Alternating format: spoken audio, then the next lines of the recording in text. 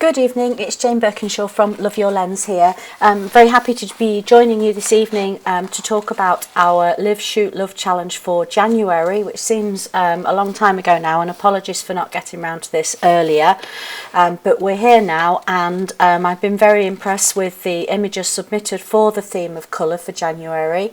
It was a topic that I chose because I think January is often thought of as a bit of a grey, drab month, and it certainly hasn't been with the images that have been posted in Love Your Lens. I'm really pleased to see a wide variety of people posting, both new members and people who've been in the group for a very long time. So that's great to see. It's giving us more variety, yeah, we're all benefiting from seeing those images. There was a question raised about rules somewhere on the page about is it okay to post archive pictures. I don't like to have too many strict rules for the group. I do prefer to see images taken during the time of the challenge, but I don't mind the odd archive shot. And the reason why it's better to shoot for the challenge is because you're going to learn more and it feels more in the moment if you're actually sort of finding that's the theme, right, I'm going to go out and look for that this month. I am slightly less likely to pick an archive shot as my favourite because I do feel like it's not fair to those people who've been out and shot for the theme. Okay, so the brief was colour, and I'm really going to be looking for colour to be the main reason for the image, the main strength of the image. But of course, I'm looking for it to be technically good, it's well exposed, it's in focus, it's well composed, and ideally, if the image tells a story, that makes it even stronger and could be the reason for an image being picked as a favourite or being picked out to talk about. So you can see the collage here of all the images that I have selected, and there's a lot, which now that we're on a monthly theme, obviously one of the side effects of that is a lot of images get posted. So, you know, I'm not complaining about that at all. It's brilliant to see. So I'm going to do the same thing I normally do and go through why I've picked out these particular images. So we've got one here from Jenny Granger that I know was shot on a phone, which, you know, makes it particularly remarkable to get the exposure right like this on a phone. The colours in it are gorgeous of the sunset, and the way that Jenny has got the she's captured the silhouettes of the trees, she's also captured the feel, the mood of this being, I guess, late afternoon sunset with the mist here as well, and you know, a park where people are walking, so it tells a nice little story, and it's a nice shot. I'll try not to use the word nice too often. Then we've got a shot from Claire Louise where she's used one of these crystal balls, which actually I'm desperate to buy one myself. I've got it down as a Mother's Day present at the moment, Nick Birkinshaw. And again, the colours are very strong in this. I really like the effect of the tulips reflected in the ball, and I think it adds something to it that the hand is holding the ball. I'm not quite sure how Claire has managed that unless she's got someone to hold it for her, but a good strong shot nonetheless.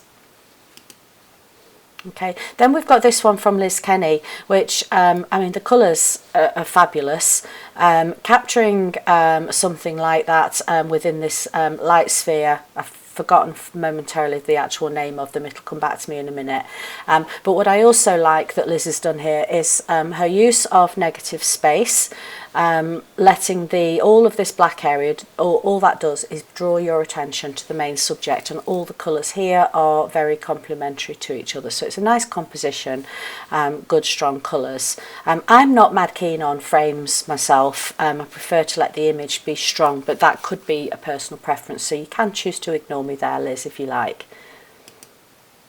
Then we've got this picture of a pheasant by Catherine Hall, and she pointed out herself that it's quite unusual to see all of these colours in this pheasant. I liked the fact that it was absolutely crystal sharp, nice depth of field, but one of the reasons I did pick this, and sometimes I do pick the images out for this reason, is to be able to constructively criticise as well. So I know it's not always easy in the field. A bird pops out, you've got it in your lens, you know, in your sights, and you just shoot it quickly before it flies off again. But this, for me, weakens this image, particularly because it's in shadow. I think had it been not in such strong shadow, it would have blended in more, and it feels like it's just too close to the front of the bird. There's no way you could have cropped it out, Kath, in processing really, so it is what it is, but I've just pointed it out because it's a, you know, it's a slight shame with the bird itself being so strong. I hope everyone's always all right when I do this constructive criticism, because it is there for people to learn. And Catherine's been with us a while now, so I think she's okay with that. Okay, then we've got this one from Eric Payton. Obviously the colour is fabulous in this, but it's all about the depth, the lines, the leading line, and the repetitive nature of this shot. Yellow versus blue, opposite each other on the colour wheel. All these repeating patterns here, and then the context of where we are at a tourist spot. So I'm sure these yellow penguins have been photographed to death, but I think Eric has done a great job of capturing them. I mean, even the shadows are a repeating pattern through that image, which always makes for a nice strong image. Okay, this is a fabulous Karen Herman-Wright shot. I think I put somewhere in the comments that if I'd have spotted this and didn't know who shot it, I would have guessed it was Karen. She's got the exposure spot on so that this circle, this stained glass window, stands out from the rest of the shot and we're not distracted by anything around it. She's placed her subject directly in front of it. I don't know whether she knows this chap, whether it's her other half or not, but he's spot on in the right place to be admiring that. And then I just love the fact that you've got this secondary subject here lit by the light, so you look first here and then you go to the left here. So that's providing some context and scale, if you think about the scale between the man, the statue and this. So they're all important features in that image. So well done, Karen. Okay, then we've got this shot here. The colours of this beetle are absolutely amazing. I think Penfold, you'll know yourself that what's slightly letting it down is it's not sharp in the right place. We look like we're sharp here. Possibly sharp along here. Could really have done with perhaps more of this being sharp around here, but I've featured it because it's got great depth of field and the colours are amazing. So if you ever see one of those beetles again, have another go at it, Penfold. Okay, then another Karen Herman-Wright, great abstract shot, great use of strong colour, great composition. This is one really where we're breaking the rules of thirds, we're splitting the image directly down the middle, but it works. This, whatever this glass here, it's still capturing the raindrops in the background. It still kind of feels like it's part of this image over here, but then we've got all this beautiful red and abstract, and it just really works. And you know, I love shots like this where you've found something very mundane in life and made a stunning picture of it. Okay, another great phone shot, if I remember rightly, from Helen Bristow this time. Nice composition. We've got a third dark foreground. We've got the lights. We've got the lights in the background, giving us some depth to the image and giving us the colour and the interest in this image. We've got a great story going on. We know we're at a concert, and we know that this hand here is that typical gig gesture where people hands in the air thumping along to the music. So it tells a lovely story, and all the better because it was shot with a phone and it's not as easy to get the exposure right. Okay, then we've got this shot here. What I particularly, well, there's a couple of things I really liked about this shot. Great composition. We've got these red boots, which are our point of focus on an intersection. If you had the rule of thirds here going across, they're more or less on the intersection, so they're in a really good place. And then you've got the welly prints going to that. So that's the second thing about this picture, is it tells a story. So then the other thing I really like about it is this is all very muted, knocked back, sort of recessive colour, and then you've got the splash of red of the wellies. I can't decide whether or not I like the fact that they're out of focus. Our focus is here on the footprints, and I think that's a great creative way of expressing it, and perhaps a bit less obvious than just placing the wellies in focus. This is a little bit distracting at the top potentially, but a really nice story and a great effort by Anna Deakin to tell a story with impact there with this picture. Okay, then we've got this shot from Eric, who I'm very envious of because he does a lot of travelling, well deserved in his retirement.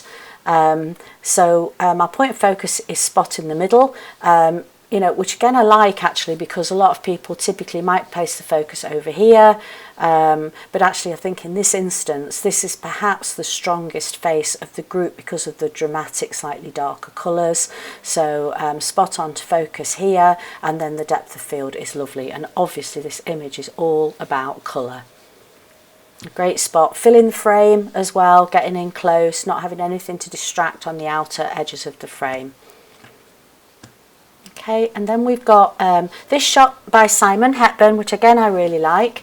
There's two areas of interest really in this, but the first point of focus is the wheels, bright orange, repeating circular patterns, and obviously where we're supposed to look because that's in focus. But then the other area that I really like of this is this bokeh, these archways of light. So we're given some context, we know where we are. Because of that, I've said that actually. It's actually the UK, isn't it? I was thinking this is the is it EasyJet bikes? Well, whatever. Anyway, I'm probably getting this story completely wrong now. But this is what I really like about this image. This area here, and then this element here is quite nice. This repeating pattern. So great spot there. Nice management of the light. Nice depth of field. Okay, then. Steve Griffiths gone for a square shot here, and he's gone for symmetry, which is exactly the right thing to do with square crops. If you imagine with a square crop, it's harder sometimes to put things on the rule of thirds and for it to work because you've not got quite the same space to make that work. I'm not saying it can't be done, but symmetry is a great thing to go for when you're using a square crop. And the colours are strong, and it's a nice it's a nice shot. Oh, I always get problems with my frisky mouse when I'm doing this. Okay, then this shot, Shannon Pennington. Shannon is one of our younger photographers, very creative and willing to experiment all the time. If you go back through some of her shots, you'll see where she's always messing about with wire wool on fire, different lights, shooting at night time. So she's great as someone who's willing to push the boundaries. Technically, perhaps it's not all that great. We've perhaps got high ISO going on, and it's a bit messy in terms of the background, but I absolutely love what Shannon was trying to do here with her subject, the red of the smoke reflecting on her subject's face, and I will always applaud creativity, and it is all about the colour, so she's met the brief. Just blowing on my mouse there because it's gone on strike.